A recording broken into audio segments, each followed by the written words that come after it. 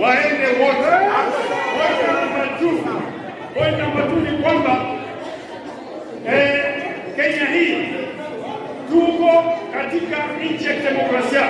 Kura ile ambayo alipitia ndio Ruto kura ambayo Gachagua alipitia. Ikiwa wanataka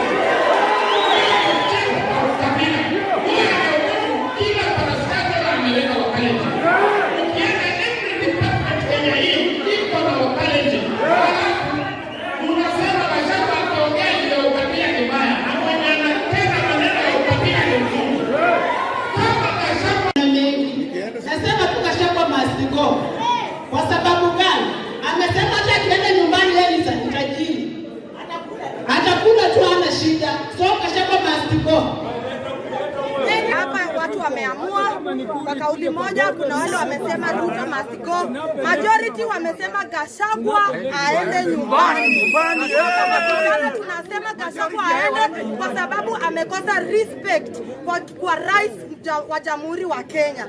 Sisi hapa hii public participation, mimi kama mhubiri nataka kusema hivi, jambo la ukabila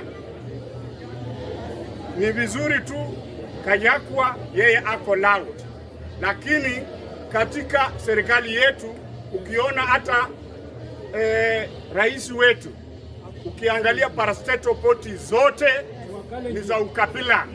Sasa hatuwezi kuangalia Gachagua na tuseme eti ndio wa ukabila sababu yeye ako loud.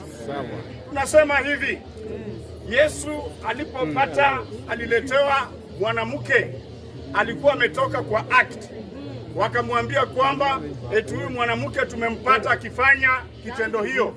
Yesu akawaambia yule ambaye hajafanya awe wa kwanza kumrushia mawe. Mimi nasema hivi, kuna vitu vingi ambavyo vinafaa vipewe priority. Hapa Kenya saa hizi unasikia kwamba uwanja ndege imewekwa kwa mnada. Unasikia kuna hii mambo ya KenChange. Unasikia NHIF wanataka eti yote ipatilishwe. Sasa vitu kama hizi wasichukue kufanya wananchi wapotelee kwa mambo ya Gachagua na hawajaweka kulenga kiini chenyewe.